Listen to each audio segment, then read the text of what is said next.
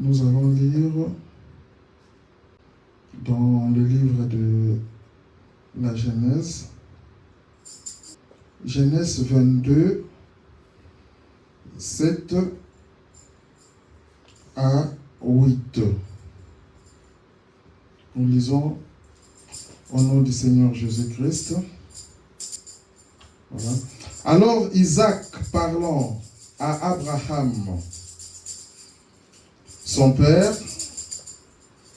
dit, « Mon père, il répondit, « Me voici, mon fils Isaac. » Il reprit, « Voici le feu et le bois, mais où est l'agneau pour l'holocauste ?»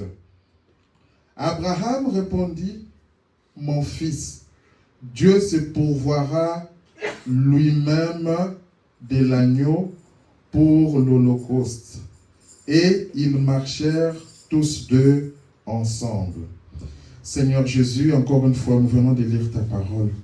Nous te demandons, Seigneur, de descendre, Père, et de nous en donner l'interprétation.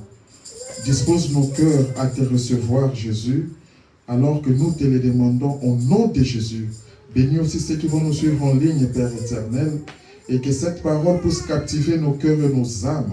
Au nom du Seigneur Jésus-Christ. Amen. Vous pouvez vous asseoir. Que Dieu vous bénisse encore. Nous sommes dans la joie de nous retrouver encore dans la maison du Seigneur, car la Bible dit qu'il est bon d'aller dans la maison du Seigneur. Beaucoup, en cette journée de dimanche, ils font du jogging, ils font du foot, ils font quoi que ce soit, parce que pour eux, ils ont mis ça à la première place. Or, en tant qu'une créature divine, en tant qu'une créature de Dieu, c'est Dieu que nous devons mettre d'abord à la première place. Car même le souffle de vie que nous avons, c'est Dieu qui nous a donné. Pour cette reconnaissance, c'est pourquoi nous venons l'adorer ce matin et tirer toujours profit de ce que Dieu a disposé pour nos âmes. Et nous avons vu la fois passée un message sur la décision. Je donne juste le concept parce qu'on ne va pas revenir, c'est sur Internet. Le concept qu'on a vu la fois passée, nous avons dit que la décision, il faut savoir prendre une décision. Alors, la décision, c'est effectuer un choix pertinent entre plusieurs alternatives possibles, en vue d'agir dans une direction précise dans l'espoir que le choix effectué aura le plus de chances de produire l'effet escompté.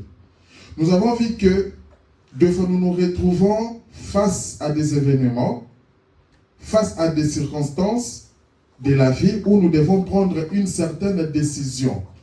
Aujourd'hui, vous avez quitté la maison, venir à l'église. C'est une décision que vous avez prise. Une autre personne peut se dire, bon, maintenant je me sens que j'ai perdu du poids, je vais commencer un régime. C'est une décision que la personne prend. Une autre personne peut dire que non, je suis tellement grosse, je vais perdre du poids. C'est une décision. Peu importe les circonstances de la vie, nous sommes appelés à prendre toujours une certaine décision. Mais en tant que chrétien maintenant, suivre Jésus, nous avons vu aussi que c'était une décision. Si tu ne veux pas suivre Jésus, c'est toi, c'est ta décision. Mais les conséquences, il faut aussi en assumer. Il faut en assumer les conséquences. La meilleure décision à prendre, c'est de suivre Christ. Et pour suivre Christ, c'est de suivre sa parole. Quand tu suis la parole de Dieu, tu suis Christ, tu vas sonder les Écritures. À ce moment, tu auras la vie éternelle. Nous avons vu que le voleur à la croix, quand on a crucifié Jésus,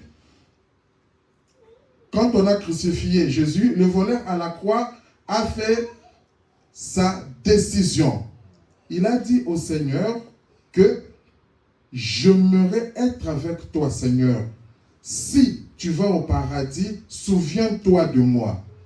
Il a reconnu sa nature en tant que pécheur. De fois, aujourd'hui, nous vivons dans une vie du péché. nous ignorons cela, ou soit nous faisons semblant, nous pensons que chaque jour c'est comme ça.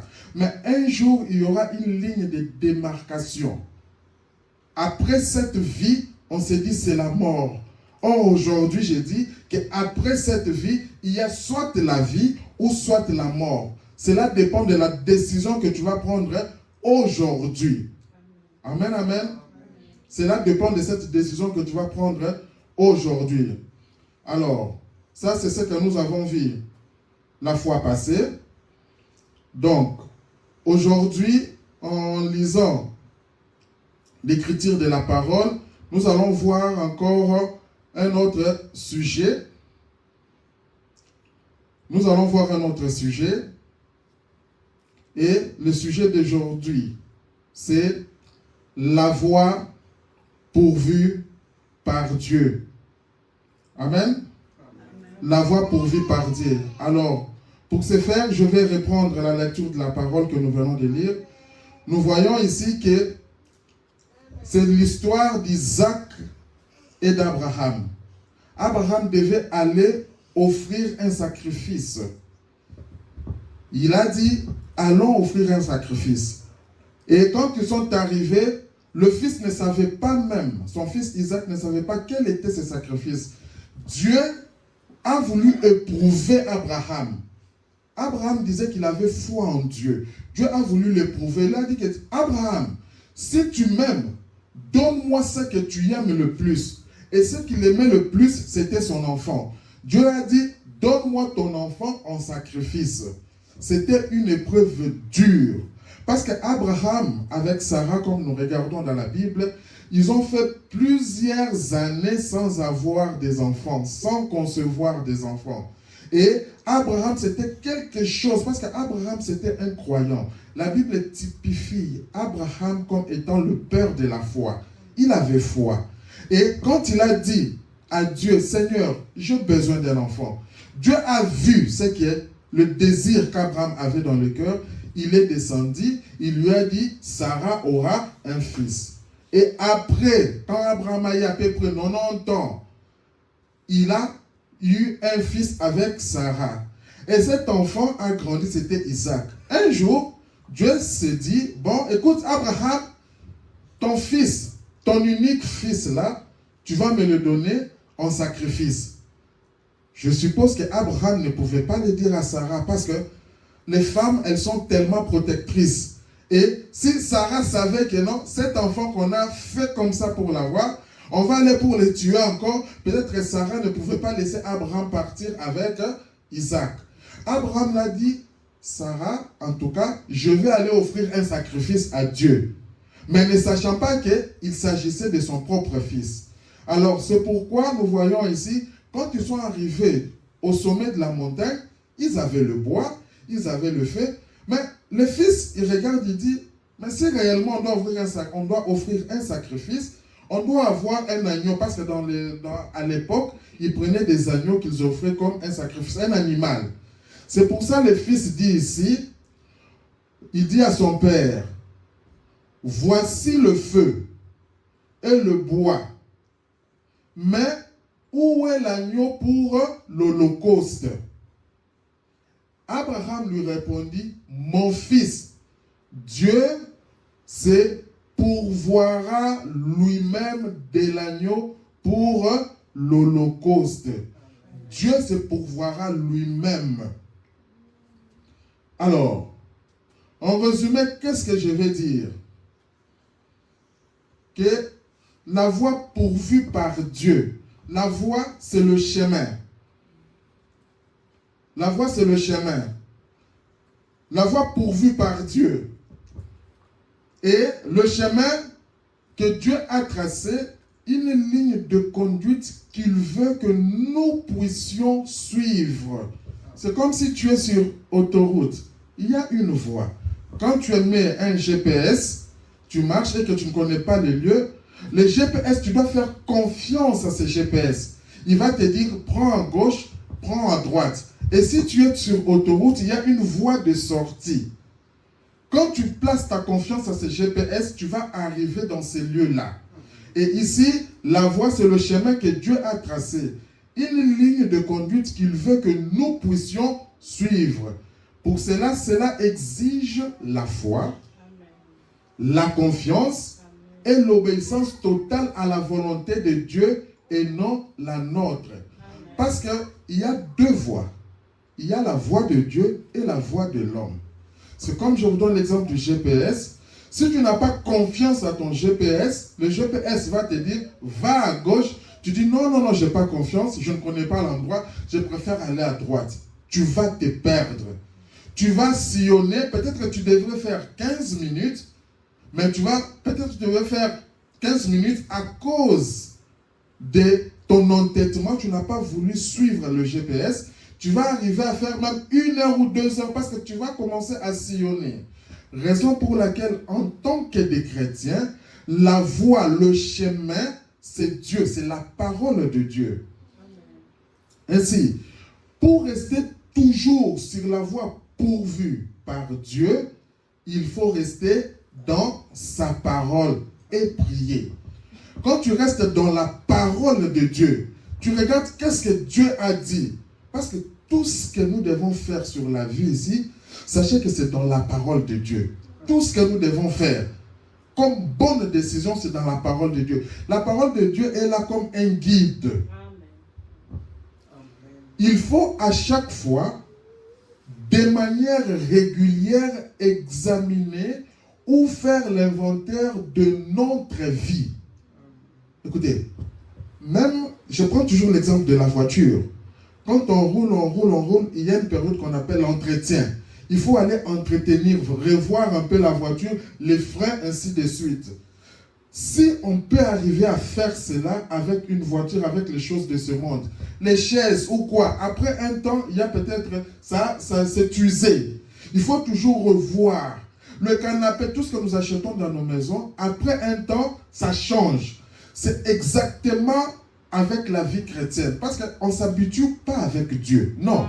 On ne s'habitue pas avec la parole de Dieu. La parole de Dieu reste la parole de Dieu. Quand tu t'habitues avec la parole de Dieu, tu vas commencer à mener une vie de péché. Ça deviendra ce qu'on appelle la religion. Non, devant les gens, tu vas vouloir paraître comme si tu es saint. Mais qu'en est-il entre toi et Dieu? C'est pourquoi on ne s'habitue pas avec Dieu. À un moment donné, comme je disais les dimanches passés, c'est comme dans un couple. À un moment donné, vous devez arriver à faire l'inventaire. Vous arrivez 1 année, 2 ans, 3 ans, 5 ans, 1 mois, ça dépend, mais arrivez à un moment à faire l'inventaire. Chérie, comment est-ce qu'on évolue dans notre couple? Ah non, chérie, je n'aime pas ta manière de parler. Je n'aime pas ta manière d'agir. Chérie, ce que tu fais ici, c'est pas bien. C'est ça l'inventaire. C'est pour voir comme ça notre marche, comment est-ce qu'elle doit être.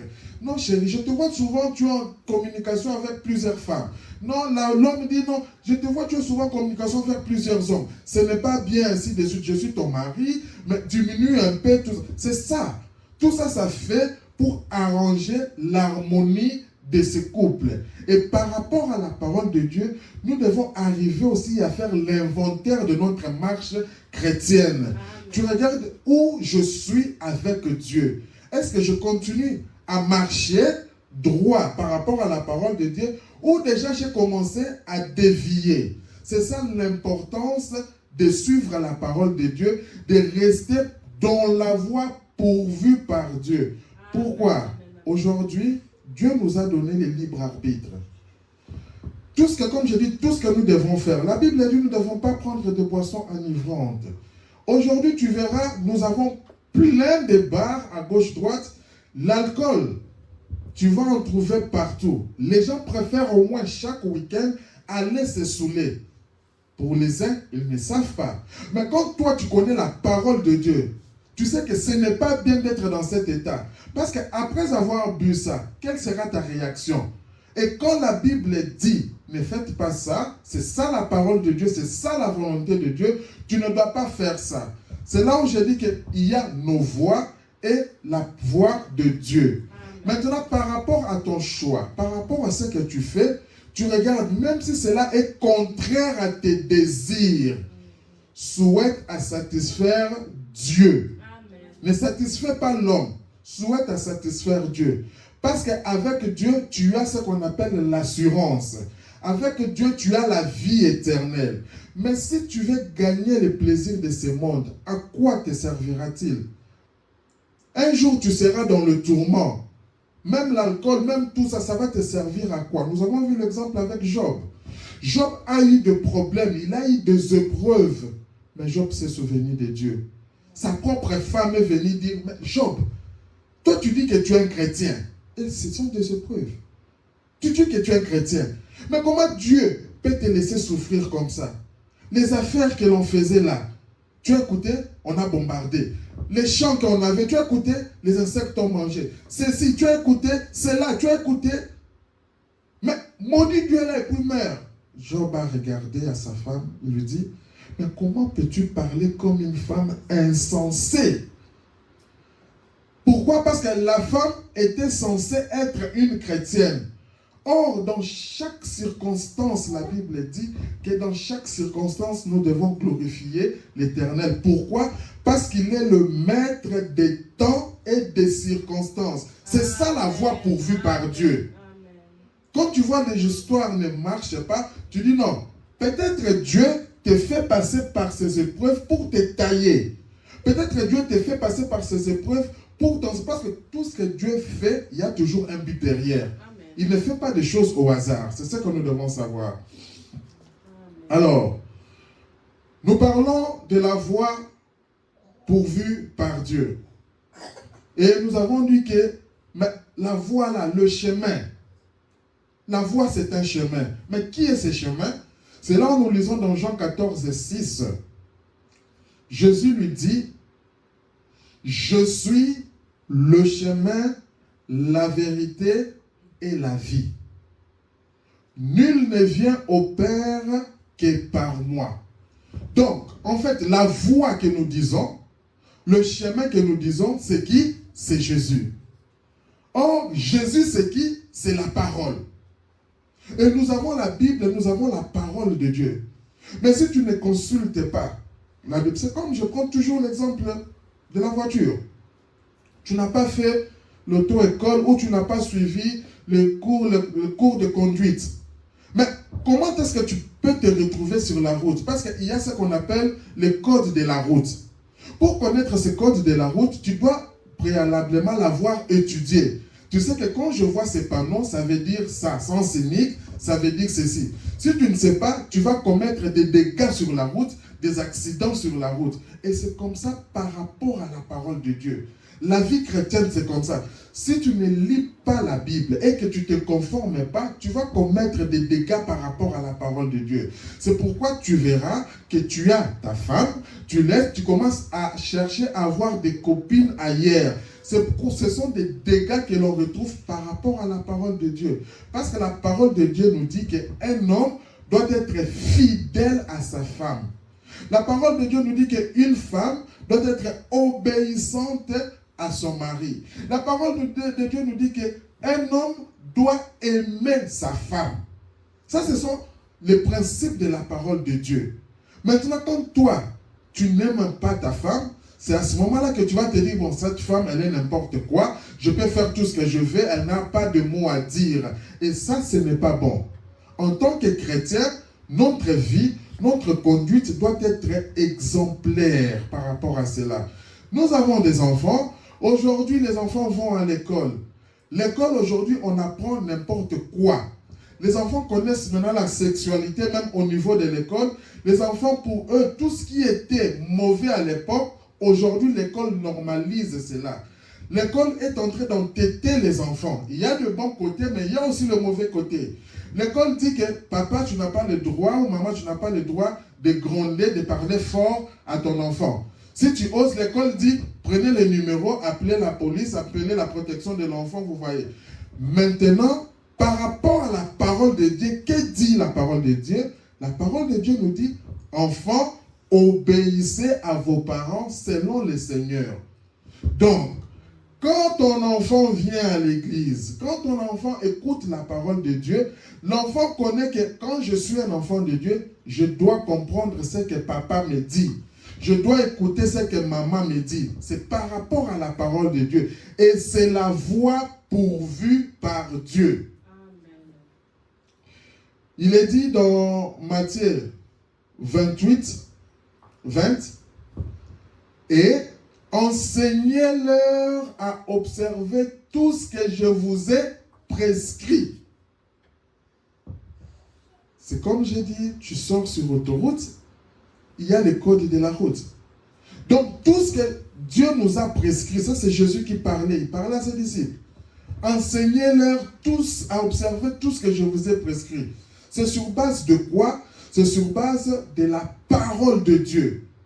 Mais quand tu ne lis pas la parole de Dieu, comment est-ce que toi, le mari, tu pourras enseigner à la femme? Comment est-ce que la femme, tu pourras enseigner à tes enfants? Comment est-ce que tu pourras influencer ton entourage? C'est ça. Voici, je suis avec vous tous les jours jusqu'à la fin du monde. Et ça demande une assurance. Donc, dans tout ce que nous faisons, sachez que le Seigneur Dieu, il est avec nous tous les jours. Tous les jours. Dans mes enseignements la fois passée, nous avons lu que la Bible dit les anges de l'Éternel campent tout autour de ceux qui craignent Dieu. Les anges de l'Éternel campent. Et ils campent comment? Jour et nuit. Donc en fait, quand tu lis maintenant la parole de Dieu, tu sais que comme je suis là, je ne suis pas seul. Les anges de l'Éternel sont avec moi. Alors, nous sommes toujours dans la voie pourvue par Dieu. Comme je l'ai dit, il faut suivre la volonté de Dieu. Même si cela est contraire à notre manière de voir les choses. Dieu a toujours une manière qu'il a tracée pour nous. Et nous devons placer notre confiance en Dieu. C'est très important. Il s'agit d'une foi qui reconnaît que Dieu ne nous abandonne jamais. Que ce soit dans les épreuves quotidiennes, dans tout ce que nous avons, nous devons placer foi en Dieu. Quand tu places ta foi en Dieu, tu réussiras. Mais si tu places ta foi à un homme, un jour, l'homme de la terre va te décevoir. Mais si tu places ta foi en Dieu, parce que Dieu nous aime. Dieu nous aime. Aujourd'hui, tu es mon ami pécheur. Aujourd'hui, tu vis une vie mauvaise, une vie malheureuse. Dieu t'aime. La Bible dit, quand vous entendez ma voix, n'endurcissez pas votre cœur. C'est que nous devons savoir que la vie existe, la mort existe. Le ciel existe, l'enfer existe. Qu'on ne se trompe pas. Il y a un ciel et il y a un enfer. Quand tu crois la parole de Dieu, tu iras au ciel. Si tu boycottes la parole de Dieu, sache que tu iras en enfer. Or, le choix, ce n'est pas comme on voyait dans les églises catholiques, que quand quelqu'un meurt, on vient faire une messe. Pourquoi? Pour que cette personne puisse aller au paradis. Ça n'existe pas dans la voie pourvue par Dieu. Ça n'existe pas. Car la personne prend la décision quand elle est en vie ici. Je vais vous raconter une histoire dans la Bible. Il y avait un jeune homme riche qui était là avec Lazare. Alors qu'ils étaient avec Lazare, mais Lazare venait chez le jeune homme riche. Le jeune homme riche, il lui disait, bon, tout ce qui concerne la Bible, tout ce qui concerne la parole de Dieu, en tout cas, moi, ça ne m'intéresse pas. Pourquoi? Parce que j'ai des besoins, j'ai de ceci, j'ai de cela. Oui. Et il pensait que comme il avait toutes ces richesses, pour lui, c'était ça la vie. Mais un jour, il est mort. Quand il est mort, Lazare aussi, après un temps, il était mort. Maintenant, le jeune homme riche, qu'est-ce qui s'est passé? Il s'est retrouvé, il était à un endroit, à l'enfer, où il faisait très chaud. Dans un lieu qu'on appelle la Bible les lieux de tourment. Il regarde de l'autre côté, parce qu'il y a une vallée qui sépare.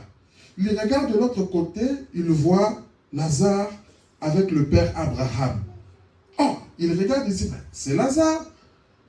Père Abraham, envoie Lazare de me donner même un peu d'eau, parce que ici je souffre. Lazare, le père Abraham lui dit, en tout cas, la distance qui nous sépare ici, C'est compliqué, Lazare ne peut même pas traverser là. Tu avais le choix, la décision de prendre quand tu étais sur la terre. Ah, il a commencé à regretter. Maintenant, il ne regrettait pas seulement pour lui-même, il commence à regretter pour ses frères parce que c'était une famille riche. Il commence à regretter pour ses frères. Il a dit, Père Abraham, y a-t-il moyen d'envoyer Lazare aller prêcher à mes frères, de leur dire qu'ils ne suivent pas la voie que moi je suivis, mais qu'ils suivent la voie du Seigneur pour qu'ils ne se retrouvent pas là où je suis. Quelle était la réponse d'Abraham? Abraham le regarde, il dit, ils ont des prophètes, ils ont des pasteurs là-bas. S'ils les écoutent, ils viendront ici. S'ils ne les écoutent pas, ils vont te rejoindre. Et c'est exactement la voie pourvue par Dieu, parce que Dieu ne change pas. Aujourd'hui, tu as le temps d'écouter la parole de Dieu. Aujourd'hui, tu as le temps de donner ta vie en Christ. Tu te dis, Seigneur Jésus, je veux donner ma vie en toi. Et la Bible donne la procédure. C'est par le baptême d'eau. Comme Pierre prêchait, il évangélisait. Les gens furent touchés par la parole de Dieu. Il dit, ah, Pierre, mais qu'est-ce que nous devons faire pour être sauvés? Pierre a dit, répentez-vous et soyez baptisés d'eau au nom du Seigneur Jésus-Christ. C'est pourquoi aujourd'hui, si toi tu prends ta décision, tu dois respecter la voie pourvue par Dieu. Ce n'est pas seulement le fait de venir à l'église, tu te dis oui, c'est bien. Non, mais la voie pourvue par Dieu, c'est par le baptême. Tu vas, on te baptise. En te baptisant, c'est un témoignage que tu donnes. Tu te dis que non, Seigneur Jésus, en tout cas, je m'aimerais maintenant prendre ma décision de te suivre, faire ce que veut ta parole. Et le Seigneur va te donner, comme le dit la Bible, le don du Saint-Esprit. Et tu verras maintenant, quand tu veux faire quelque chose de mal, il y a une voix interne qui te dit, mais ce que tu fais là, est-ce que c'est bien? Tu te dis, ce que tu parles là, est-ce que c'est bien? C'est cette voix interne, le Saint-Esprit commence à te parler à l'interne. Donc, n'endurcissons pas nos cœurs. Alors, la Bible dit dans Josué 1, 5, « Nul ne tiendra devant toi tant que tu vivras. Je serai avec toi. » Ça, c'est la voie pourvue par Dieu. Parce que nous sommes en train de voir la voie pourvue par Dieu. Nul ne tiendra devant toi. Et quand tu lis la parole de Dieu, prends toujours la parole de Dieu comme c'est à toi, c'est adressé à toi. Ne regarde pas à ton père, ne regarde pas à ta mère, ne regarde pas à ta femme, ne regarde pas à ton mari ni à tes enfants. Parce que la Bible dit, le salut est individuel. Je peux t'aimer, mais si toi-même tu ne prends pas la décision, tu sais que avec ce que je fais ici, j'irai en enfer. Avec ce que je fais ici, j'irai au ciel. Nul ne tiendra devant toi. Tant que tu vivras, je serai avec toi comme j'ai été avec Moïse. Aujourd'hui, Dieu te parle. Il dit qu'il sera avec toi. C'est ça sa volonté. Il sera avec toi. Je ne te délaisserai point. Je ne t'abandonnerai point. Tu regardes les épreuves par lesquelles tu passes, tu penses que Dieu t'a abandonné. C'est ça la mauvaise notion peut-être qu'on nous avait appris. Quand tu vois quelque chose ne va pas, non, je n'ai pas d'enfant, je n'ai pas de ceci, on rentre dans la situation de Job. Les gens commencent à dire, mais si tu es dans cet état, peut-être que tu as péché, peut-être que ça c'est ça les hommes. On est prêt à condamner, à voir toujours le mauvais côté des choses. Mais quand tu es chrétien, tu te dis non, tout concourt au bien de ceux qui aiment Dieu. Dieu sait, alors je dois m'adresser à lui et Dieu va honorer sa parole dans ma vie. Je ne te délaisserai point, je ne t'abandonnerai point. Même tu es dans des épreuves, tu dis Seigneur, tu m'as dit. Là ce n'est plus Jésus parce que tu dois prendre la parole de Dieu comme si ça s'adressait à toi. Tu m'as dit Seigneur, tu ne vas pas me délaisser, tu ne vas pas m'abandonner. Regarde telle situation. Je veux que tu descendes et que tu interviennes. Dieu le fera. Même s'il ne le fait pas aujourd'hui, il le fera demain. S'il ne le fait pas demain, sois sûr que Dieu le fera. Toi, sois seulement en ordre par rapport à la parole de Dieu. La Bible dit dans Hébreux 13, 5, ne vous livrez pas à l'amour de l'argent. Parce que les gens pensent que quand j'ai l'argent, c'est tout. Non, je ne vais pas aller à l'église, je dois travailler. Je travaille 7 jours sur 7. Les autres même travaillent 8 jours sur 7. Donc en fait, il travaille, il fait des heures sup, des heures sup, des heures sup. L'argent va terminer en quoi? C'est pourquoi je vous dis, tout ce que nous faisons, c'est dans la parole de Dieu. La Bible est équilibrée. On ne dit pas de ne pas aller travailler. Mais la Bible nous dit, contentez-vous de ce que vous avez. Aujourd'hui, nous voyons dans la politique même, les gens, les autres, ils ont peu d'argent, ils veulent avoir tellement beaucoup d'argent qu'ils commencent même à aller tuer. Ils regardent, ils disent, mon voisin là, il a beaucoup d'argent, je dois le tuer pour essayer d'avoir de l'argent. Les autres commencent même à empoisonner. Ça commence à créer la jalousie. Et ça, parce qu'ils ne connaissent pas la parole de Dieu. Pire encore, il y a même dans le monde religieux, certains pasteurs, voilà, par jalousie, commencent à aller à empoisonner leurs collègues, soi-disant pasteurs. Et quand quelqu'un commence à faire ce genre de pratiques, nous comprenons que c'est une personne qui n'est pas loin de Dieu. Tu peux beau prononcer le nom de Dieu, tu peux beau dire que non, je lis la parole de Dieu, mais tu n'as pas l'esprit de Dieu en toi. La Bible dit quelque part, un jour nous le lirons, en ce temps-là, beaucoup viendront et me diront, Seigneur, n'ai-je pas fait ceci en ton nom? N'ai-je pas parlé? N'ai-je pas guéri les malades en ton nom? La Bible dit, je leur dirai, retirez-vous de moi, vous qui commettez l'iniquité. Ce n'est pas le fait de parler le nom de Jésus, comme je l'ai dit, que je suis un chrétien. Non, mais c'est la vie. Quand tu as la vie de Dieu en toi, cette vie doit témoigner de Christ. Car Dieu lui-même a dit, je ne te laisserai pas, je ne t'abandonnerai pas. La Bible assure que Dieu pourvoit tout le besoin, y compris les besoins physiques, y compris les besoins spirituels. Dieu pourvoit à tout le besoin. Nous pouvons le lire dans Philippiens 4, 19. La Bible dit ceci.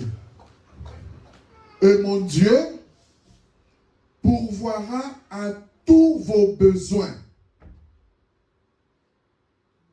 Mon Dieu pourvoira à tous vos besoins. En tout cas, il ne faut jamais limiter la parole de Dieu. Quand Dieu te dit à tous vos besoins, tu te mets, chérie. Bon, ça c'est un exercice. Hein? Tu prends les stylos. Chérie, on a besoin de quoi? Vous mettez ça. On a besoin de ça, on a besoin de quoi? On doit acheter une maison. Ok. On a besoin, tous les besoins, tant spirituels que naturels, vous mettez. Et vous prenez la parole de Dieu au mot. Le problème est quoi? Dieu est faible quand tu prends sa parole au mot. Tu dis, Seigneur, ce n'est pas moi qui ai dit, mais c'est ta parole. Mon Dieu pourvoira à tous vos besoins. Seigneur, j'ai besoin de ça, j'ai besoin de ça, j'ai besoin de ça. Comme tu l'as dit dans Philippiens 4, 19. Je veux que tu puisses pourvoir à ça. Et Dieu le fera. Il a dit, selon sa richesse, avec gloire en Jésus-Christ. Jésus-Christ, c'est qui? C'est la parole de Dieu. Donc, quand tout ce que tu cherches, c'est pourquoi je vous ai dit, tout ce qu'on veut chercher dans le domaine de la vie, se trouve dans la parole de Dieu. Le problème, c'est que nous ne sondons pas les Écritures. Ayons le temps de sonder les Écritures. Nous avons vu avec l'histoire d'Abraham. Quand il est parti pour sacrifier, et Dieu est venu pourvoir. Abraham n'avait plus tué son fils. Dieu avait créé, il avait pourvu d'un agneau. Et c'est de là où aujourd'hui nous parlons de Jéhovah Jireh, l'Éternel qui pourvoit. C'est de cette histoire qu'est sorti cela. Donc, nous lisons de sa gloire en Jésus-Christ. Dieu a un plan pour chacun d'entre nous. par rapport à ça, Dieu a ce qu'on appelle le plan divin. Le plan divin, c'est quelque chose, même si nous ne le voyons pas, mais Dieu a un plan pour nous. En fait, le plan divin, c'est quoi? Nous, selon les hommes, on pense que pour voir que je marche avec Dieu, je dois être béni, béni, béni, béni, béni, béni, béni. Ça, c'est ça les hommes. Or, selon Dieu, il ne voit pas comme nous voyons. Dans le plan divin, Dieu peut te faire passer par une difficulté. Je vous donne un exemple. Tu es là, tu veux voyager. Voyage d'affaires. Tu sais que si je quitte ici, je vais au Cameroun. Si je quitte ici, je vais au Canada. Il y a une affaire là, si je fais, ça va me donner des millions d'argent. Mais la date que je dois être là, c'est le samedi. Si je rate ce samedi, c'est fini. Alors pour ce faire, tu prends les précautions, tu réserves ton billet d'avion, tu dis que je vais prendre mon vol le jeudi. Ok. Tu viens arriver comme ça, pour prendre ton vol le jeudi, tu veux démarrer ta voiture, la voiture ne démarre pas. Tu regardes comme ça, tu cherches ton téléphone, tu te dis, ben, écoute, je vais appeler un taxi ou quoi, tu ne trouves plus ton téléphone. Tu te mets dans tous tes états. Tu ne trouves plus ton téléphone. Mais mon téléphone, il est où? Mon téléphone, il est où? Tu ne trouves plus. Et après, il y a soit la neige, il y a soit les intempéries, on annule soit le vol. Et toi, dans ce pays que tu devrais aller, c'était un samedi, on te dit que dépasser cela, tu ne pourras plus bénéficier de cela. Tu commences à t'en prendre ou bien quoi, ainsi de suite. Non. Et tu te mets comme ça, peut-être tu te dis, non, c'est peut-être ma femme ou c'est peut-être quelqu'un du village ou quoi, surtout les Africains, on aime relier cela à plusieurs choses. Soit c'est la femme, soit c'est mon oncle, soit c'est la tante ou quoi, ainsi de suite. Non. Peut-être c'est Dieu qui voulait t'épargner à quelque chose. Il y a de ces gens aujourd'hui, ils sortent comme ça, ils écoutent que non, tel avion qui devrait décoller a ce qu'on a fait, ce qu'on appelle, a fait un crash. Alors, tu te dis, à ce moment-là, maintenant, tu réalises que, moi, j'allais être dans cet avion-là. Donc, si j'étais dans cet avion, même cette affaire-là, je n'allais plus la voir, et puis ma vie serait partie. Et maintenant, tu te dis, oh, gloire à Dieu, gloire à Dieu. Nous avons vu ça ici à Bruxelles, avec les attentats. Il y a de ces gens qui prenaient, moi personnellement, j'étais à Bruxelles. On prenait le métro chaque jour. Mais ce jour-là, on n'est pas sorti. On vient écouter, il y a eu des attentats dans le même métro qu'on prenait. Peut-être que tu devrais sortir pour une affaire. Mais c'est à ce moment-là que tu te dis, Dieu a épargné ma vie. Amen. C'est ça que j'ai dit, que Dieu a toujours un plan merveilleux pour toi. Amen. Ne te décourage jamais. Le problème, c'est nous fixons un temps. Non, j'ai besoin d'avoir l'enfant tel mois ou telle année. Avoir les enfants, c'est bien. Ce sont des exemples. En fait, je vais vous amener dans une certaine dimension que vous comprenez comment Dieu agit. Tu peux avoir cet enfant aujourd'hui, et puis cet enfant tombe malade, l'enfant meurt, tu vas commencer à pleurer. Oh non, mais si je savais, peut-être je ne devrais pas même avoir l'enfant. Pourquoi avoir l'enfant souffrir et puis l'enfant vient mourir? Parce qu'il y a la volonté qu'on appelle la volonté permissive et la volonté parfaite de Dieu. Tellement que tu as voulu aller dans la volonté permissive, Dieu te l'a accordé, mais ce n'était pas sa volonté parfaite. Or, toi, reste dans la volonté parfaite de Dieu. Quand tu restes dans la volonté parfaite de Dieu, Dieu te laisse 1 année, 2 ans, et puis, il faut cesser de se comparer aux autres. Toi, dis-toi que je suis original. Chacun a son histoire. Amen. Toi, tu es original. Non, l'autre, oui, il a eu des enfants, oui, il n'y a pas de souci. Moi, Dieu seul sait. Combien de femmes, en donnant la vie, sont mortes? Combien de femmes? Dieu sait que cette période ici, il y a tel médecin qui est là, ces médecins-là, parce que tous qui sont là, non, il y a des histoires, si Dieu nous ouvre les yeux, des fois nous aurons peut-être peur. Peut-être qu'il y avait un médecin qui est là, qui fait des pratiques occultes, qui sacrifie des gens, parce que ça existe. Et peut-être que tu devrais accoucher là-bas. Toi, tu ne sais pas. Et peut-être que c'est dans cette occasion où cette médecin devait faire l'erreur et tu allais mourir. Dieu tarde la chose Jusqu'à ce que ce médecin, peut-être on va l'imiter, mais toi tu ne sais pas ça. On les change de lieu, et puis à ce moment tu viens concevoir, tu vas, il y a un autre médecin qui est venu, tu accouches et tout va normalement.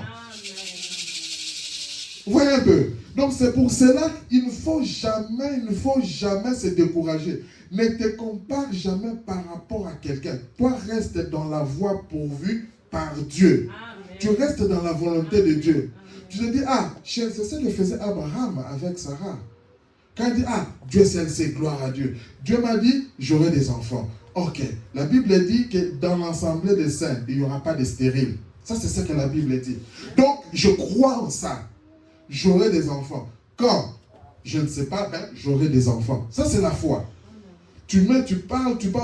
Quand Dieu va te donner, tu bénis maintenant Dieu. Je parle des enfants, mais c'est dans plusieurs domaines de la vie. Donc, il faut arriver à faire confiance à ce Dieu-là. Toi-même, d'abord, dis-toi, est-ce que je suis en ordre avec Dieu? Est-ce que je marche selon la voie pourvue par Dieu?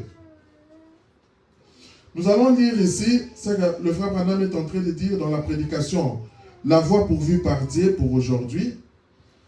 Il dit, en 8, Dieu a toujours eu une voie.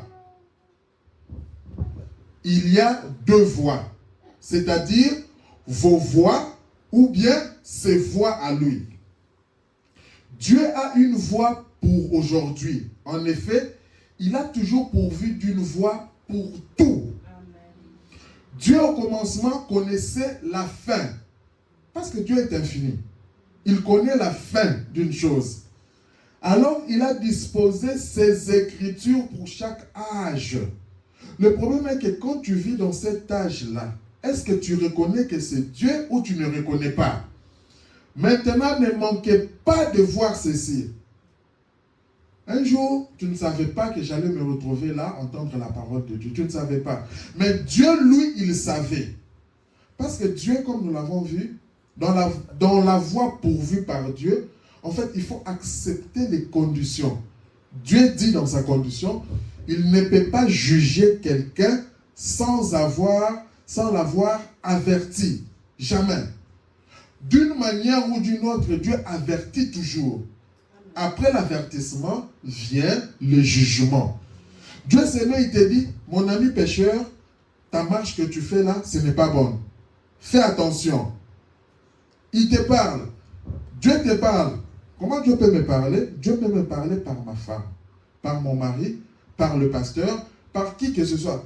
Mais, si tu es toujours incrédule, si tu es toujours dans ton mauvais état, Dieu peut arriver à utiliser un animal à te parler. Et si on arrive dans ce cas-là, c'est-à-dire que tu es à un niveau tellement bas. Nous avons des exemples dans la Bible, avec le prophète Balaam.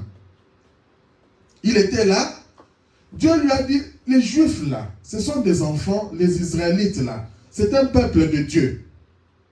Mais lui, à cause de l'argent, il voulait les sacrifier. On a dit non, selon la volonté parfaite de Dieu, on ne peut pas maudire ce que Dieu a déjà béni. Mais il insistait toujours. Et en allant sur la route, l'animal lui a parlé.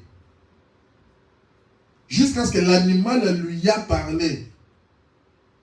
Et en soi, c'était Dieu qui avait utilisé cet animal pour lui parler. Parce que selon la parole de Dieu, tu ne parles pas. Parce que c'était un prophète. Il était censé connaître cela.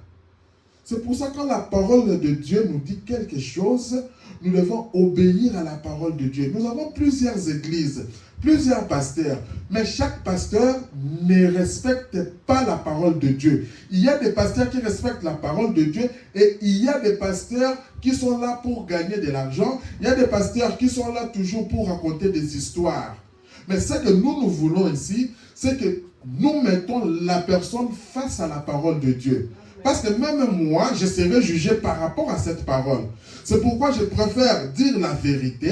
Comme ça, à toi de prendre maintenant ta décision. Tu te dis, Seigneur, moi, je vais rester dans ta parole. Ok. Que dit la parole? La parole dit ça, dit ça, dit ça, dit ça. La parole dit que je dois être baptisé, je prends mon baptême. La parole dit que je ne dois pas voler, je ne vole pas. Je ne dois pas... C'est par rapport à la parole de Dieu. Dieu ne viendra jamais juger le monde par rapport à une église. Non. Parce que s'il doit juger, on va dire quoi? Par rapport au tabernacle des Ardennes? Par rapport à telle église? Non. Dieu juge le monde par rapport à sa parole. Est-ce que tu as été fidèle à sa parole? Le frère Branham dit au paragraphe 9, alors Dieu envoie toujours quelqu'un sur scène, un prophète, la voix pourvue par Dieu. Quand Dieu veut parler, la Bible dit dans Amos 3:7, Dieu ne fait rien sans avoir révélé son secret à ses serviteurs, les prophètes. En fait, je vous montre ici que Dieu, il ne change jamais sa manière d'agir. Parce qu'il est Dieu. C'est nous qui faisons vos histoires de prophètes là laissées. Ce sont des aventuriers. Les pasteurs sont toujours des aventuriers tous. Non. Quand il y a un vrai dollar, il y a des copies, il y a des faux dollars.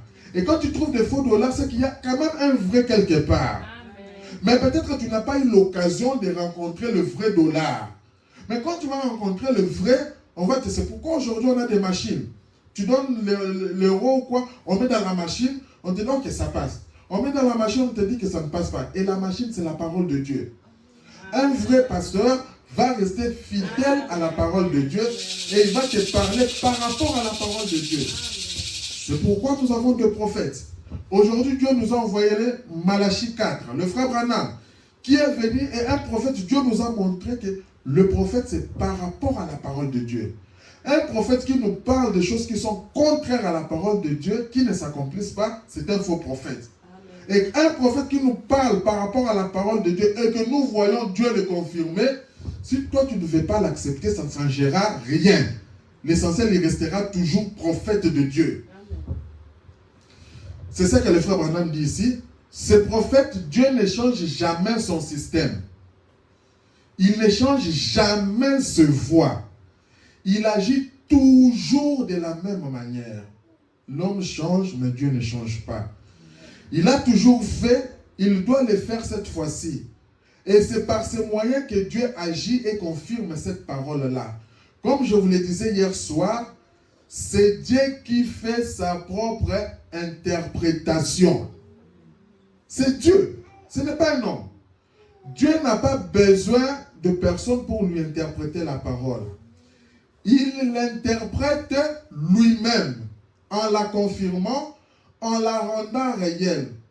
Et quand Dieu dit qu'il fera une certaine chose, ensuite qu'il a fait, il n'y a aucun doute là-dessus.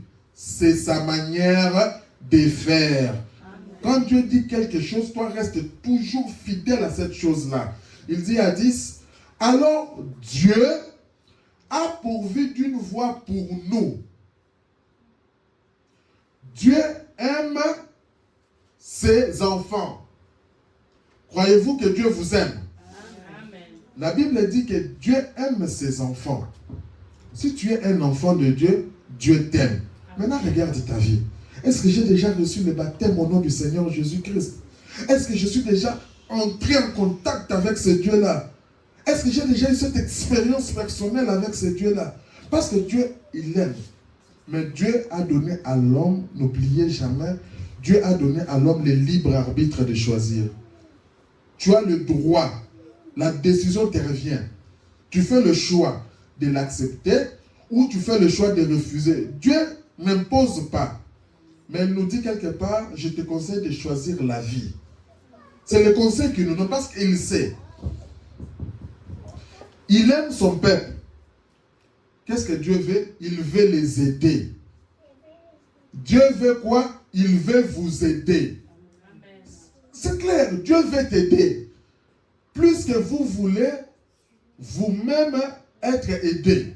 Ça, ce n'est pas une grâce que nous avons. Donc, Dieu veut t'aider plus que toi-même, tu penses t'aider là. Mais attention, la manière d'aider de Dieu, elle est différente de la manière des hommes. J'insiste encore, il peut te faire passer par une épreuve, mais c'est pour t'aider, pour t'enseigner quelque chose. Il te fait passer par cette épreuve et après tu viens comprendre. Ah, si je suis passé par ceci, non, c'est Dieu. Peut-être tu te disais que j'ai un frère, je peux compter sur lui. Peut-être que tu te disais que j'ai quelqu'un, je peux compter sur lui. Maintenant, Dieu fait en sorte qu'un jour, ces frères-là te tournent le dos. Cet homme-là te tourne le dos. Tu commences maintenant à regretter. Ah, lui là, ce que je fais, regarde ce qu'il me fait, tout ça. Ça, c'est Dieu. Après, tu commences à regarder, mais c'est qui, Seigneur, j'ai besoin de ceci. Dieu, comme il sait, il prend soin de toi, il va pourvoir même d'un autre enfant. Ou il va pourvoir d'une autre personne qui viendra, il te dit, oh, mon cher, ça fait longtemps, comment tu vas? Ah non, j'ai un 500 € ici, prends, j'ai envie de te donner comme ça. Et toi, maintenant, tu dois être conscient que non, par rapport à ces problèmes, j'avais besoin vraiment de 500 € et quelqu'un est venu me donner. En fait, cette personne, ce n'est pas vraiment elle, mais c'est Dieu qui l'a utilisée. Donc, tant que tu as confiance en Dieu, Dieu a toujours un moyen. Parce qu'il veut t'aider plus que même toi-même tu penses être aidé. Si vous pouvez seulement faire entrer ça dans votre cœur, que Dieu est plus disposé à vous aider que vous êtes disposé à vous aider vous-même. Amen. Mais il a une voie. Et sa voie est l'unique moyen par lequel il agira. Vous devez accepter ces conditions à lui. C'est là où il y a le problème. Est-ce que tu acceptes ces conditions? On est là, oui, amen, c'est bien. Mais est-ce que tu acceptes ces conditions? Première condition, sois baptisé au nom du Seigneur Jésus-Christ. Ah, moi partir dans l'eau, qu'on me baptise encore. Déjà, est-ce que tu acceptes sa condition? Parce que quand tu veux prendre la décision vraiment de marcher avec Christ, alors tu dois accepter ses conditions à lui. Et quand tu vis dans ces conditions à lui, nous verrons ça plus tard avec Naaman. Naaman, c'était un chef militaire. Il était là, il avait à l'époque, il avait une maladie qu'on appelle la lèpre. Et Naaman, qu'est-ce qu'il a fait? Il a souffert, il est parti parce que c'était un grand chef, il avait de l'argent, il avait tout ça. Il est parti chez tous les médecins, on ne pouvait pas guérir la lèpre. À l'époque, la lèpre, c'était une maladie honteuse. Quand tu l'atteins, tu vas mourir. Parce que la lèpre, au fur et à mesure que ça progresse, on peut t'amputer les membres de ton corps jusqu'à ce que tu vas mourir. Et une petite fille, un jour on verra cette histoire, une petite fille qui était prisonnière, qui était esclave, lui a dit, ah, mon maître ici, il est bon. Il dit, mon maître, toi tu souffres ici pour rien. Chez nous, là-bas en Israël, il y a un prophète, un homme de Dieu. Si tu vas et qu'il prie pour toi, tu seras guéri. Oh. Et quand vous regardez l'histoire de la Bible, Naaman est parti discuter avec son garde du corps, si on peut le dire. Son garde du corps lui a dit, mais chef, mais on ne te demande rien. Va le voir, essaie de discuter. Bon, Naaman a fait comme il était chef, il a envoyé les militaires. Allez-y dire à ces messieurs prophètes-là qui viennent ici. Et les militaires sont partis et le prophète n'est pas venu. Les militaires sont venus. Allez, vas-y, le Naaman t'appelle. Ils sont morts. Il a dit, si je suis un homme de Dieu, que le feu descende et qu'il vous détruise. Ils sont morts. Il a envoyé un autre groupe. Ils sont morts. Il a envoyé encore un autre. Ils sont morts. Et le dernier groupe, ils sont venus le supplier. Le prophète, il n'est même pas venu. Il a dit, si votre roi là, votre chef là, il veut guérir, qu'il vienne se plonger 7 fois dans les eaux du Jourdain. C'était ça la voie. Et il rentre et lui dit ça. Les chefs s'énervent encore. Mais moi, chef, roi, je lui demande qu'il vienne. Il me dit que j'aille comme ça, ainsi de suite. Son serviteur là, ou son militaire, lui dit, mais toi je ne te comprends pas. Il ne t'a pas demandé de l'argent, il ne t'a rien demandé. On t'a demandé seulement d'aller te baigner 7 fois dans les eaux du Jourdain et tu perds quoi? Le problème c'est la condition. Quand tu respectes les conditions, c'est bon. Naaman est parti, Naaman est entré une fois, la lèpre était là. Parce que la condition avait dit 7 fois. Deuxième fois, Naaman pouvait bouder, mais la lèpre était là. jusqu'à ce que Naaman a plongé 7 fois et la lèpre avait disparu. Sans prix, sans argent. Et c'est un type par rapport à Dieu. Le problème est que toi, tu dois respecter seulement les conditions de Dieu. C'est vrai, on a le travail, on a ceci, ce qu'on doit faire. Mais n'oublie pas Dieu, ne mets pas Dieu de côté dans ta vie. C'est une erreur fatale. Ne mets pas Dieu de côté dans ta vie. Dans tout ce que nous faisons, que Dieu puisse occuper d'abord la première place. C'est la voie pourvue par Dieu. Il a dit, mais il a une voie et sa voie est l'unique au moyen par lequel il agira. Vous devez accepter ces conditions à lui. Pas vos conditions à vous, non. Les conditions à lui, Dieu. Ces conditions, vous voulez que ce soit d'une certaine manière, comme Naaman, il dit, il vous donne sa manière à lui. Et quand toi tu suis la manière de Dieu, tu restes dans la voie pourvue par Dieu. C'est ça que j'ai dit, comme Naaman, qui est plongé dans les eaux du Jourdain, eh bien, il disait que les eaux là-bas dans son pays étaient bien plus propres et qu'elles valaient bien mieux. Mais ce n'était pas ce que le prophète avait dit. Plonge-toi ici. Il s'est plongé une fois, la lèpre était toujours là. 6 fois, elle était toujours là. Il devrait obéir et suivre la voie de Dieu. Parce qu'un prophète, un véritable prophète, c'est la voix de Dieu. Parce qu'un prophète ne peut pas parler des choses de lui-même. Tout ce qu'il dit, c'est ainsi dit le Seigneur Jésus. Et quand il a obéi entièrement à la voix de Dieu, la lèpre s'en est allée. Il dit, et j'ai dit ce soir que si nous obéissons à la voix pourvue par Dieu, la lèpre s'en ira. Peu importe la lèpre qui peut être dans ta vie, ça peut être la maladie, ça peut être quoi que ce soit, toi obéis seulement à la voix pourvue par Dieu. Quand tu obéis à ça, cette lèpre-là s'en ira. La lèpre s'en ira, la maladie s'en ira, tout s'en ira. Mais nous devons suivre sa voie pour aujourd'hui. Bon, se plonger dans le Jourdain ne servirait à rien. Je veux dire qu'aujourd'hui, on ne va pas aller encore au Jourdain pour aller se plonger. Non, la parole de Dieu évolue avec le temps. Aujourd'hui, nous avons le message. Quand tu suis ce que Dieu a dit, exactement tout ira dans ta vie. C'était pour Naaman. La loi, pour les Juifs, la grâce, c'est par Christ.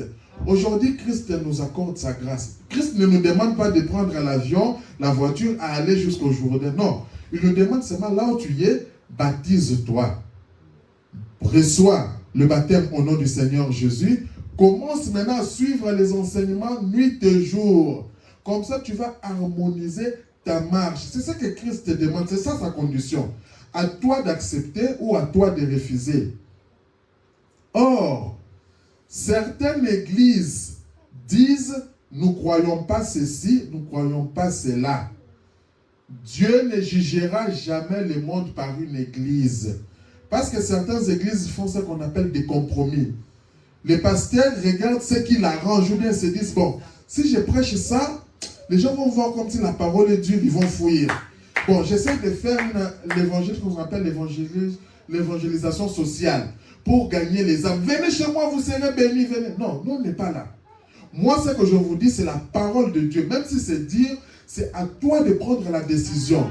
Si tu veux marcher dans la volonté de Dieu, tu respectes la parole de Dieu, car Dieu ne jugera pas le monde par une église, il le juge par Jésus-Christ, et Jésus, c'est qui? C'est la parole. Il juge l'église par la parole. C'est tout. Et ce que je vous prêche, c'est la parole de Dieu. Mets ta vie en ordre. Parce que quand tu es une famille chrétienne, l'homme est chrétien, la femme est chrétienne, avant de dormir, vous priez. Seigneur, accorde-nous ta grâce. Seigneur, protège-nous. Seigneur, donne-nous ceci, donne-nous cela. Déjà, toutes les bases, l'homme est devenu chrétien, la femme est devenue chrétienne. Vous commencez maintenant à avancer comme ça. Le matin, vous vous réveillez, vous priez, vous vaquez à vos occupations. Le soir, vous revoyez, si vous avez le temps, vous priez. Et votre raisonnement ou votre référence sera toujours par rapport à la parole de Dieu. Et maintenant, en hybridant ces choses, regardez où en est le monde aujourd'hui. Aujourd'hui, le monde, les gens veulent maintenant hybrider. Ils ne veulent pas suivre la voie pourvue par Dieu. L'homme cherche maintenant, il regarde, mais comment est-ce que je peux créer un autre homme? Bon, il regarde, parce que selon, je vous ai dit que la voie de Dieu ne change pas. Dieu a créé le cheval. Dieu a créé l'âne. L'homme s'est dit, bon, qu'est-ce que je dois faire? Il prend le cheval, il prend l'âne, il essaye de les mettre ensemble. Et aujourd'hui, nous avons l'animal qu'on appelle le mulet. Et dans la volonté de Dieu, chaque sémence doit se reproduire selon son espèce. Or, le mulet n'était pas dans la sémence de Dieu. C'est pour ça qu'un mulet ne peut pas reproduire. Un cheval, il va se reproduire, l'âne va se reproduire, mais un mulet ne peut pas. Parce que c'est l'hybridation.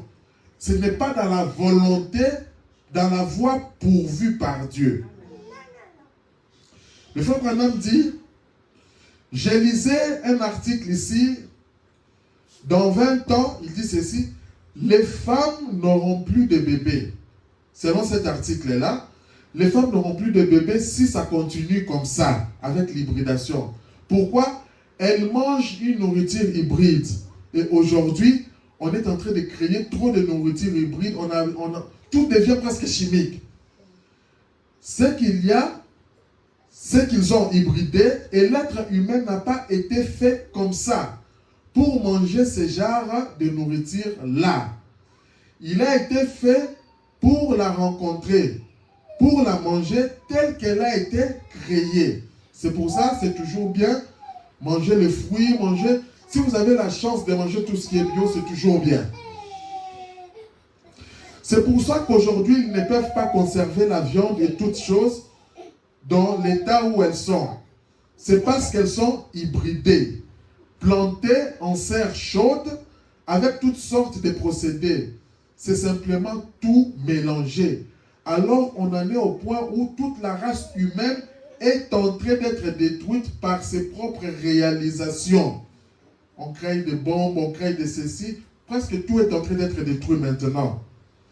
Essayant de prendre quelque chose que Dieu a créé de bon et les transformer. C'est ça l'être humain. Laissez les choses telles que Dieu les a faites. C'est la meilleure manière de choses. Laissez les choses telles que Dieu les a faites.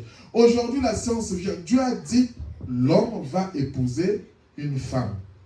Aujourd'hui que je vous parle ici, vous allez dans le communes, on a ajouté, il y a le sexe mâle, il y a le sexe femelle, il y a le sexe X. Et l'homme, aujourd'hui, je peux prendre la décision, je ne veux plus être un homme, je deviens une femme. C'est ça qu'on appelle la perversion. La femme te dit, je vais aller faire des examens chirurgicaux pour devenir un homme. La perversion. C'est ça que le frère Branham nous montre ici. Laissez tel que Dieu a créé les choses. Aujourd'hui, l'homosexualité, à l'époque, c'était de la honte. Mais aujourd'hui, quand tu parles contre l'homosexualité, tu risques même d'être poursuivi. Donc, tout ce qui est mauvais commence à devenir normal. C'est pour ça les enfants, ou nous-mêmes, quand nous venons à l'église, c'est pour nous rappeler ce que Dieu veut. Parce que nos enfants aujourd'hui, s'ils ne viennent pas à l'église, à l'école, on leur apprend cela. Aujourd'hui, il y a la fête Halloween. Halloween, c'est quoi? Ce sont des esprits, des fantômes, des histoires mauvaises, des puissances de l'éternel. Mais aujourd'hui, c'est tout à fait normal. Et regardez, on inculque même dans les dessins animés. Et les enfants commencent à la crèche.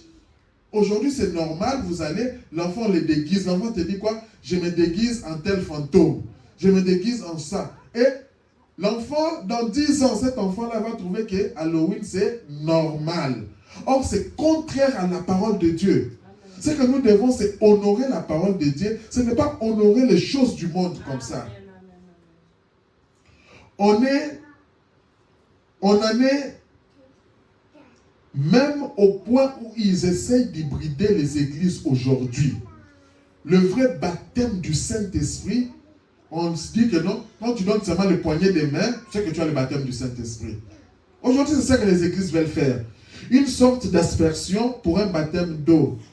Tout est hybridé. Nous devons revenir à l'authentique parole de Dieu. Une plante hybride est obligée de la dorloter. On est obligé de la dorloter. Quand tu prends une plante hybride que l'homme a fait, pour éloigner, parce que Dieu, quand il a fait une plante, chaque jour, les plantes que nous voyons de manière naturelle, il y a des insectes qui viennent. Mais ces plantes-là ne meurent pas toujours. Parce qu'en elles, il y a une substance qui fait à ce qu'ils puissent chasser ces insectes. Mais les plantes qui sont hybridées, c'est l'homme naturel qui doit chaque fois aller commencer à désinfecter ces plantes. C'est ce que le frère Branham nous dit. Mais une plante authentique, en bonne santé, elle est robuste, forte. Il n'y a aucun insecte qui vient sur elle. Elle a ce qu'il faut pour se débarrasser de l'insecte. C'est en elle. Et c'est la même chose de la vie chrétienne. C'est ça que le frère Branham nous dit ici. C'est comme ça qu'est un chrétien authentique. On n'a pas besoin de les dorloter et de les flatter. Viens chez moi, tu auras beaucoup d'argent. Non, on n'a pas besoin de lui dire ceci ou cela. Non.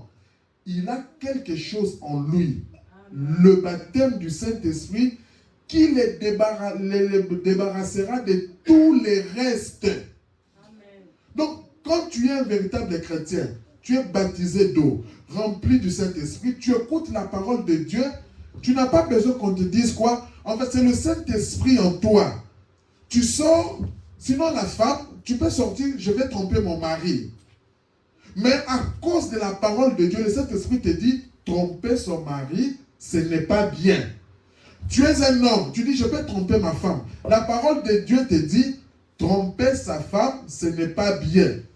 Donc tu ne le fais pas parce que tu as peur de ta femme ou de ton mari, mais c'est parce que tu veux vivre la parole de Dieu. Tu veux rester dans la voie pourvue par Dieu. C'est pour ça que nous, on enseigne cela. La Bible dit que la femme ne doit pas mettre le vêtement d'homme. Aujourd'hui, on a des femmes, de plus en plus les femmes enlèvent les jupes pour commencer à rester en pantalon, en ceci, cela, au fur et à mesure. Mais la voie pourvue par Dieu n'était pas comme ça. La voie pourvue par Dieu, la femme doit s'habiller bien de manière décente, sans mettre le vêtement d'homme. Et c'est comme ça que nous prêchons. Et c'est la parole de Dieu. C'est à toi d'accepter ou de refuser. La décision, c'est à toi. La Bible dit, la femme doit avoir de longs cheveux, car c'est un voile sur sa tête. Aujourd'hui, on voit, ce sont les hommes qui laissent de longs cheveux, qui se font des tresses, qui veulent ressembler à une femme. Le monde en envers, l'hybridation. Tout ça, c'est quoi? C'est parce qu'ils n'ont pas encore été en contact avec la parole de Dieu. On n'a pas besoin de le supplier tous les temps. Non. Un chrétien n'a pas besoin de le supplier parce qu'il connaît la parole de Dieu. Parce qu'il est une plante authentique de Dieu. Il a quelque chose en lui qui combat. Un chrétien se bat pour chaque pouce de terrain sur lequel il se tient. Il doit faire ça, je l'espère, jamais exister. En le faisant, il y a quelque chose en lui qui prend soin de lui. Cette chose-là prend soin de ces chrétiens-là. Et cette chose, c'est quoi? C'est Christ, c'est le Saint-Esprit. C'est le Saint-Esprit qui prend soin de toi. C'est pour ça que tu vas arriver, même quand nous conduisons comme ça, il peut y avoir un accident. Mais Dieu peut t'épargner parce que tu es sa sémence. Toi-même, des fois, tu ne comprends pas. Amen. Tu rentres, tu fais ceci, tu ne comprends pas, mais Dieu t'épargne pour ça.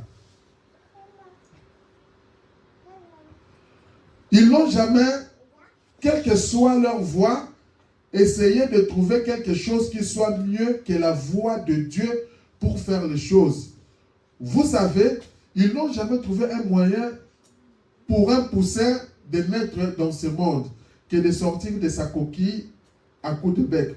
Quand vous observez le poussin, pour que le poussin puisse éclore, Dans la nature de Dieu, le poussin, il sort son bec, il donne deux coups à la coquille et puis il sort. Si toi tu oses ouvrir l'œuf pour que ce poussin sorte, ce poussin va mourir. Parce que ça c'est la voie pourvue par Dieu. Mais si toi tu ouvres comme ça que le poussin sort, ce poussin va mourir. C'est pour se remettre au travail et se mettre à gratter avec un mouvement, viens et là, jusqu'à ce qu'il réussisse à engager sa tête. Qu'il sorte sa tête de là, qu'il se gratte un chemin jusqu'à la liberté. C'est la voie pourvue par Dieu. Si vous le tirez de la coquille, ça le tuera. Il ne vivra pas si vous le retirez de la coquille. Il doit suivre la voie de Dieu. C'est le problème chez les chrétiens aujourd'hui. On fait toujours cette comparaison. C'est le problème chez les chrétiens aujourd'hui. Nous les avons tellement caressés dans le sens du poil. Et nous leur avons serré la main et les avons fait entrer en secret. Et nous les avons fait entrer dans les églises par une adhésion. Seulement viens, sois seulement membre, c'est fini. Non, on n'a pas besoin de ça. Quand tu viens, c'est pour te parler de la parole de Dieu. Parce que le problème, moi, mon souci, c'est le salut de ton âme. Amen. Je sais que quand ton âme est sauvée, Dieu est content. La Bible dit, une âme qui est sauvée, il y a une fête au ciel. Ce qu'il leur faut, c'est un autel de prière à l'ancienne mode. Où ils prieront jusqu'à exaucement. Un jour, on parlera de la prière. La prière à l'ancienne mode, ce n'est pas des prières formalistes. Seigneur Jésus, merci, j'ai pas. Non. Quand un chrétien prie, tu sens que c'est un chrétien qui prie. Il y a des moments, tu dois regarder, tu te dis la semaine, tu te dis tel jour ou telle heure, je dois consacrer même 30 minutes pour la prière.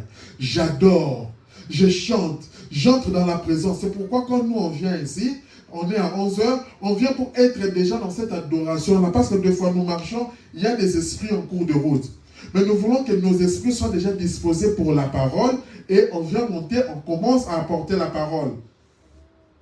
C'est un autel de prière à l'ancienne mode où ils prieront jusqu'à exaucement. Jusqu'à cependant, ils suivent la voie pourvue par Dieu. Jusqu'ils se libèrent du monde. À nous, nous avons des fois les désirs du monde. Des fois, c'est la cigarette. Des fois, c'est la boisson. Des fois, tout ça, ce sont les choses du monde. Mais peut-être de toi-même, tu ne sauras pas. Mais va en prière. Dieu t'aime. Dis-toi que Dieu t'aime. Si Dieu permet que tu écoutes ça, dis-toi que Dieu t'aime. Ce n'est pas quelqu'un d'autre, mais c'est Dieu. Parce que tu ne pouvais pas penser qu'aujourd'hui, je pourrais écouter ça. Mais quand tu écoutes ça, dis Seigneur Jésus, tu m'aimes. Alors je vais maintenant marcher avec toi. Si je n'ai pas encore reçu le baptême d'eau au nom du Seigneur Jésus, je vais m'engager. Je vais prendre mon baptême et commencer une nouvelle vie avec toi. Alors que nous sommes maintenant à la fin, le problème aujourd'hui, c'est qu'ils mettent leur nom sur les registres et adhèrent à l'église. Et ça s'arrête là. Les gens viennent, ils font des formalités. Oui, c'est les frères. Oui, c'est la sœur. Ils mettent le nom, c'est fini. Sans parler de ce qu'il faut pour que la personne puisse être transformée. Mais, la voie de Dieu, la voie pourvue, c'est de rester là et vous frayez un passage jusqu'à ce que Dieu vous donne la nouvelle naissance. C'est sur Internet, nous avons parlé dernièrement aussi de la nouvelle naissance. Nous avons expliqué c'est quoi la nouvelle naissance. C'est tout à fait exact. Faites-le sortir et ça le tuera. Si vous osez forcer comme ça, ça va tuer. Mais toi, va en prière. Va dans la condition que Dieu te demande. Et tu verras comment Dieu va t'honorer. Pour finir, nous allons prendre la voie pourvue par Dieu au paragraphe 37. C'est comme ça que les hommes, que toi mon frère, que toi ma soeur, c'est comme ça que les hommes devrait faire aujourd'hui? Il devrait faire quoi? Non pas être rassemblé en troupeau dans une cage à poules dénominationnelle, non. Mais entrer de la manière dont Dieu, entrer de la manière dont Dieu dit d'entrer. Par quoi? Le baptême du Saint-Esprit. Un esprit de la nouvelle naissance. Et nous avons vu la nouvelle naissance. C'est que tu acceptes de changer. Parce que la naissance que nous avons, la naissance du monde, venant par l'homme, par la femme, c'est une nature pécheresse. C'est pourquoi tu verras un enfant d'une année, des fois il peut commencer à mentir sans qu'on puisse l'apprendre les mensonges. C'est lié à notre nature. Mais au fur et à mesure que nous grandissons, nous acceptons Christ. Nous voulons que cette nature du péché puisse quitter en nous et que la nature de Dieu revienne en nous. Amen. Non pas adhérer seulement à une église, faire des portes à porte et distribuer des magazines. Mais ce que nous voulons, c'est une naissance. Nous voulons naître vraiment de nouveau, être remplis du Saint-Esprit. Parce que c'est important, la nouvelle naissance. La voix de Dieu, c'est libérer du monde, c'est vrai. Croire la parole de Dieu, c'est maintenant l'heure. C'est ce que nous devons croire. Et comme je vous l'ai dit en résumé, c'est ça un peu les chemins d'un chrétien. C'est un chemin que Dieu a tracé. Une ligne de conduite qu'il veut que nous puissions suivre. Cela exige la foi, la confiance, l'obéissance totale à la volonté de Dieu et non la nôtre. Donc quand tu veux suivre la voie pourvue par Dieu, tu dois accepter la volonté de Dieu, rester toujours sur la voie pourvue par Dieu. Il faut rester dans sa parole. Il faut prier. Il faut chaque fois examiner sa vie. Regardez, est-ce que je suis toujours dans cette manière ou pas? Que le Seigneur vous bénisse. Nous allons tenir debout et nous allons prier le Seigneur Jésus. Que chacun dise un mot au Seigneur. Priez. Que Dieu vous bénisse.